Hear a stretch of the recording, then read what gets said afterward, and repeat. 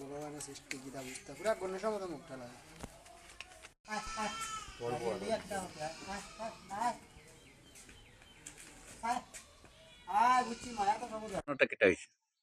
কালকে বিকাল 3টার সময় আমার ঘুরিয়ে বাচ্চা দিছে আমার গাড়িটায়।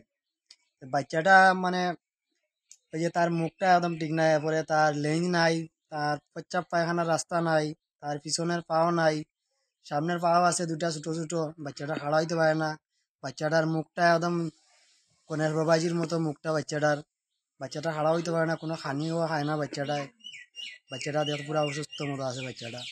এরকম বাচ্চা তো আমি কোনোদিন দেখছি না। গরু বাচ্চা আজকে আমি প্রথম দেখলাম বাচ্চাটা। আর এই বাচ্চাটার এখন কিরকম কিতা করতাম, এখন ডাক্তার ট্রিটমেন্ট করারও কোনো লাইন নাই। এটা ভগবানের সৃষ্টি একটা, নিজে আর কি করলাম, যতটুকু পারলাম সেবা যত্ন করলাম তার। খানি চামচ দিয়ে মুখও দিলেও খানি খায় না, তার কোনো মতেই খানি খাওয়াইতে পারি না।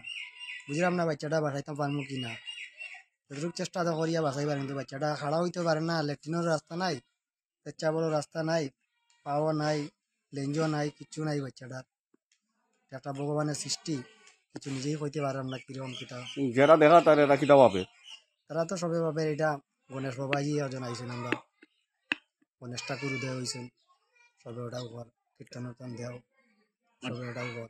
আচ্ছা, এটা এটা ওই যে কালকে যখন জন্মগ্রহণ করছে তখন দেখতে কিরকম আছে? তখন দেখতে তো ওরকমই আসিল, স্বাস্থ্য একটু ভালো আসিল জাস্ট, হুম। আর কিছু না, তো সবকিছু ওরকমই আসিল। আর চোখটা একটু পুরা পরিষ্কার আসিল, আজকে চোখটা একটু ঝাপসা হয়ে গেছে।